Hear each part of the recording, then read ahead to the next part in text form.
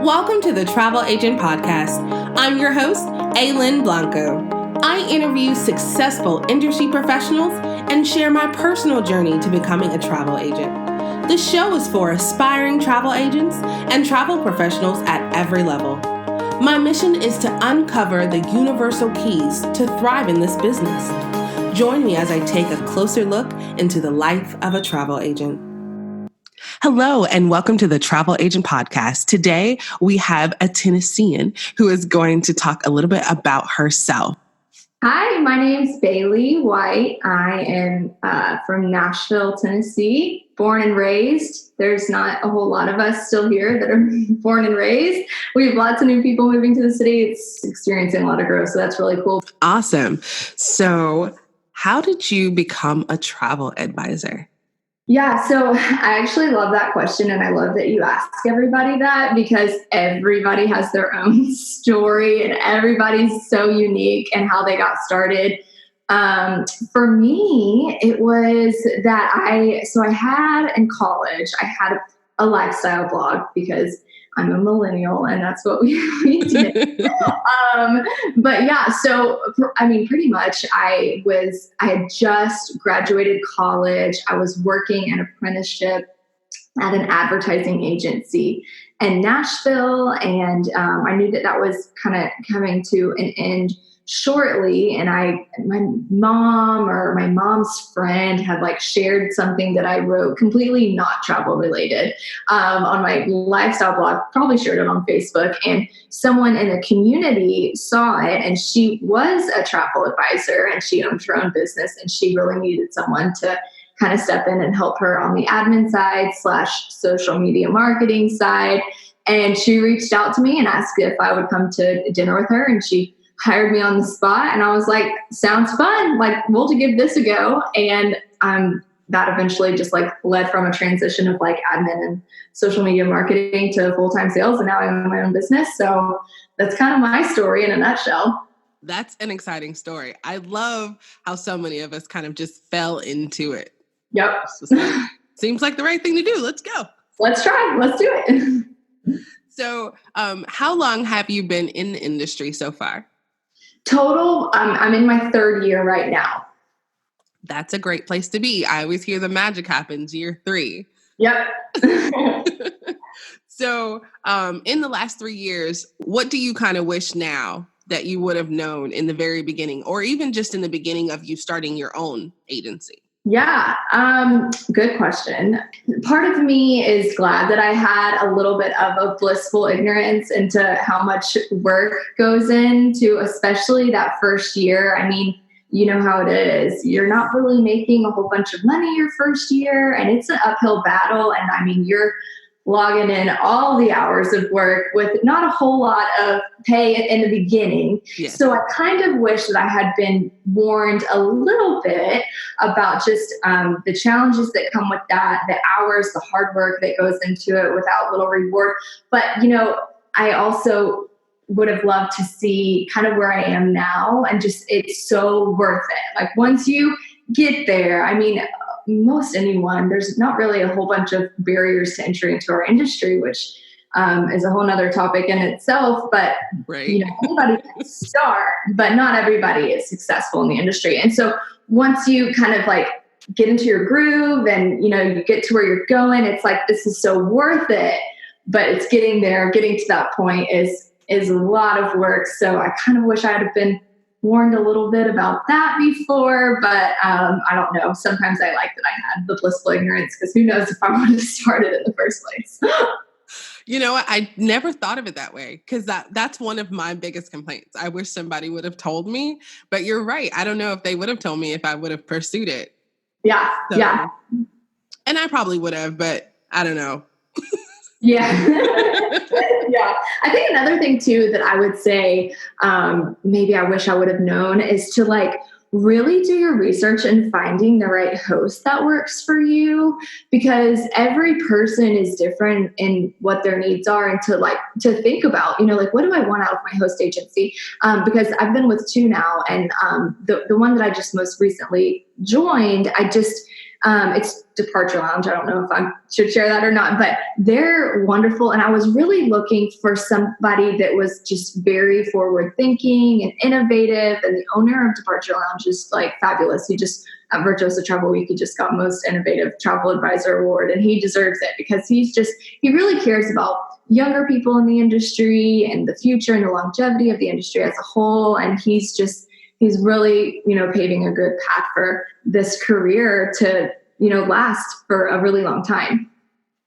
I think that's really, really, really important too.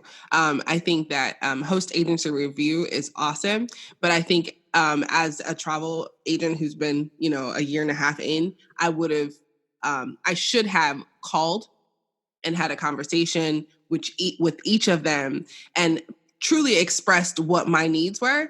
But I think that goes back to what I wish I would have known, is that I needed a strategic plan. Yes, exactly. Like, think about what you need, think about what you want, and act accordingly, because it's so easy in this industry to because like I said, there's really no barrier to entry. It's really easy to just say, okay, this works, I'll jump in here. It's like, I wish I would have really thought from the beginning, what do I want out of this, and what host will help me get there?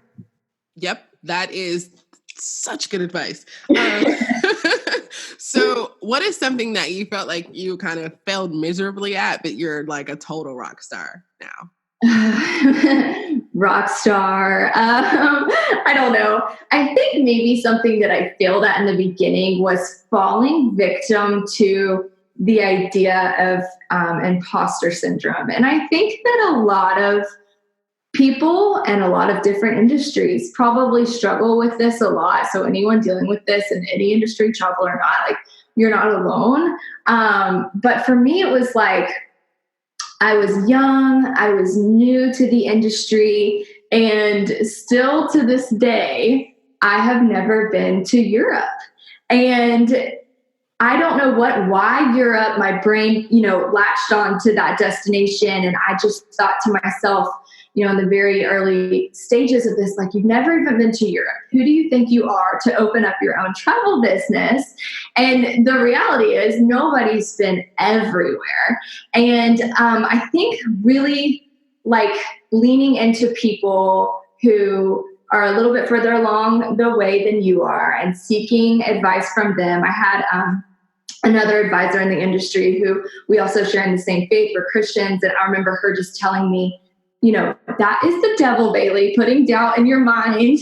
And, you've got to get over that, because the reality of the industry is that no one can be an expert in all destinations or all properties, because just when you think you are, something happens, something changes. And it's truly, the world is a very big place, and one single advisor cannot be an expert in every single destination.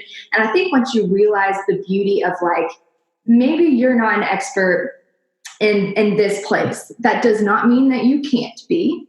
And that also means, like, our job a lot of times is to be the expert in the client, like in the person and the traveler, and recognizing their needs and wants, and then connecting them to the right person. So, like, if somebody came to me today and was like, I want to go to Australia, I've never been there before either, but someone on my team has, another Be the Travel Advisor has been there. And not only that, but like, today, actually, we're going to have lunch with Rob at Swain Destinations, and they specialize in Australia. And so it's really like finding your confidence and knowing, like, it's not imposter syndrome. A guy, the client, you can still do a fabulous job.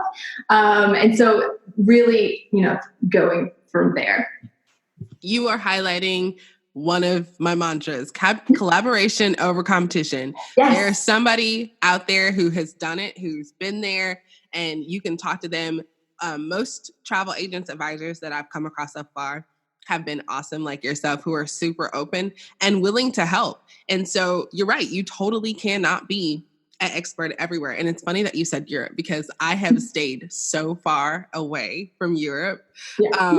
And I don't even know why. And it just, when you brought that up, I was like, I feel you. Yeah. And also recognizing too, like, just using Europe as an example, I have been to like 1,000 of the Caribbean islands. I've been to, Canada, all the States, Central America, all the Americas. And that's really been my bread and butter of my business. And, I've made it this far, but also as you pick destinations that you're traveling to yourself, choose the ones that you think you will be able to sell to your clients as well. And Europe is definitely on that list. And I've certainly sent people and they've had amazing times over there. And so I'm actually going there next month. Finally. But I think it's just recognizing that hey, if you haven't been there and you think that you would get a personal benefit out of going there, but also professional, you could sell it, just strategically picking, okay, I want to go here because I do honeymoons and, Paris and Italy, what a fantastic honeymoon. Let's start there. And really, I guess, just making your path of travel and, checking all of your boxes too in a very strategic way, like we talked about. And it's really about investing in yourself and investing in your business because like you said, you definitely can become an expert. You got to put work into it and you may have to spend the money to be able to go and figure out, what your clients would most benefit from. Totally. But that return on investment is almost immediate when you get back. Absolutely. Which leads me into what daily habits do you have that kind of propel your business? I think personally, my daily habits, I'm very much a creature of habit, of routine. I get up in the morning and I'm, I have my daily routine. I'm going to the gym, I'm walking my dogs, and then I'm in my office.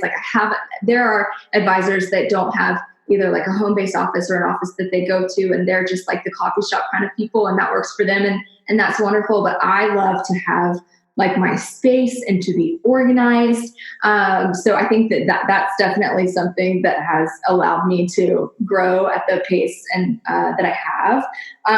But something else that this isn't so much as personal, but your habits on social media, they will really get you far. I mean, I've never once paid for advertising or marketing myself. I have really found success in social media marketing, and not only social media marketing, but old school, going out to events and handing out your business card and just connecting with people out in the community. Just the marketing that doesn't cost money. I think that people can get really, wrapped up in investing their dollars into, networking groups that you need to pay to be a part of, which, some people love that and that's wonderful. But for me, I just found myself finding success not in paying for magazine articles, but for just running my own social media accounts online, Instagram, Facebook, a little bit of that,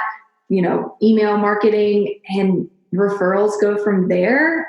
So I think that habit has definitely just been consistent, and that as hard and as annoying as it is, social media is that thing that we all love to hate. But if you can just stay consistent in it, there's a lot of success to be found there. I love it because consistency is key. Because I start and I get so excited and I'm like, yay, people are talking to me. And then I stop. Yeah. And so it's good to continuously hear that consistency does pay off in the end. And with most things, it's slow going. Yep, absolutely. But for me and most people in the beginning stages, you don't have a whole lot of money to invest in your business. Yeah. And so if you could get clients being consistent on Facebook, that's free. Yeah. And also I think your best investment as far as money goes, and really time too, investing in going to see properties and going to see destinations and going and experiencing a tour or activity. Those are the true investments that I actually put money into that I always see back. I've never been to a place that I haven't been able to sell before because you've been there. And so that's where, as far as investments go, that's the money well spent right there. There are magazine articles that you can pay in your community to be a part of. But to me, I'm that's a plane ticket. And so I love to spend that money going and seeing and doing. That way, then you're much better equipped to do your job. I agree. That's literally how I look at life. Is that a trip? Is that a plane ticket? Like, I could buy that dress, or I could fly to Mexico. Yep. Exactly. That's awesome. What do you feel like is the biggest thing that you've gained from the industry? I think I would say confidence. Not necessarily that I was not a confident person before, but I mean, anytime you start something new and you're putting yourself out there for risk of failure, in front of, everybody, or what feels like everybody, I mean, it's a very scary thing. And I remember in the very beginning of this, as I was really transitioning from like admin to sales to starting my own business, I was somewhere right in the middle of all that. I was on a fam to Belize, and this is in the beginning where, quite frankly, I wasn't making a ton of money at this point still. And I was in this, luxurious villa in Belize. And I'm laying there by myself in my king size bed that's overlooking the Caribbean Sea. And, I just remember laying there thinking, like, who did I trick into letting me do this? Like, who did I, fool into paying for me to come on this trip? And it's like, it's a good investment because I've sold that property lots of times since I've been there. But I remember laying there, thinking, okay, like, this is very real. I've gotten somewhere. What are my next steps? And it's hard to find that confidence in the very beginning. And I think that, talking to other, people in the travel industry. I have lots of women who I really look up to in the industry that I really view as like my big sisters. I met one of those people in my life on that trip, and she, just really, encouraged me and instilled that confidence in me. And just like taking the time to reflect on that trip, as I'm laying there, like, okay, I got here. So, what's next? And it's so funny that I never really considered myself to be an entrepreneur, even though, everybody in my family has always been entrepreneurial. And all through college, I just never considered that for myself. But I think just realizing, like, okay, like, so many people in your family have started and ran successful businesses in Nashville. And so, like, you've got the people you can call on. You're meeting all these people in the industry that you can call on when you're feeling doubtful about selling a destination or whatever. And I think just like building up the confidence and then going for it. You cannot learn to drive a parked car. And so there just comes a point in your career where you're like, I'm just going to do it. I'm just going to make the leap. And there's so much confidence that you need going into that moment. And then it's like from there, it's like, you just do it and you get all this confidence moving forward. And it's just been a really, really cool thing to see and do. It's been one of the most challenging things that I've ever done, but it's been by far the most fun and like rewarding thing that I've done in my life too. So it's been a really cool experience. I agree wholeheartedly. That's what it is. A lot of people are just kind of scared. And like you, my family, we've had lots of different businesses. So I felt kind of comfortable having that background. But even if you don't, it's really just about finding the right people, putting the right people around you, and just stepping into faith that you can do it. Yeah, absolutely. One of the other things that I've learned about going, because I've pretty much done my own, I've just, gone to resorts that I think that my clients, is having a strategic plan when you get back. Like planning it while you're there, planning out all the social media, planning out like how you're going to sell this property while you're there, while you have people that you can talk to, and then coming home and executing and making a goal. Like, I'm going to sell, 10 of these this week when you get back, so that you immediately get your return on investment. So I just wanted to.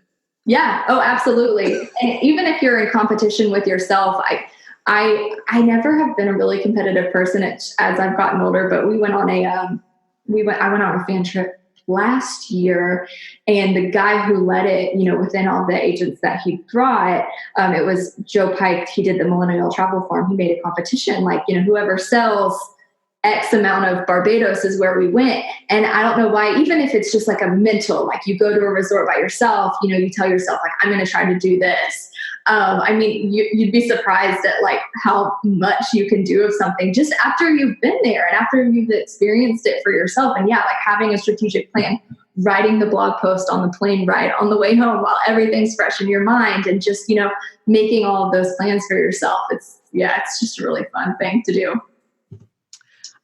We have a lot in common. I love it. So is there anything that we kind of didn't cover today that you think is really important for like newer travel agents that has kind of taken your business to the next level?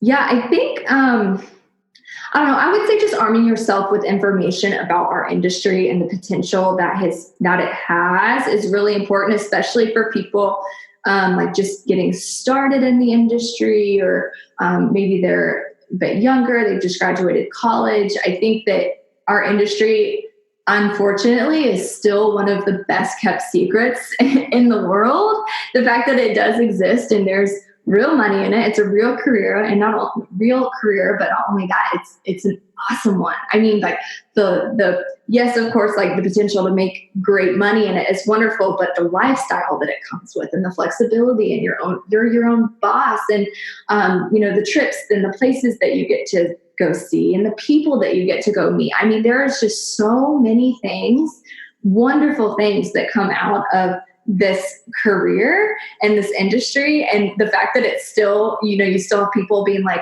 travel agents, that's still a thing.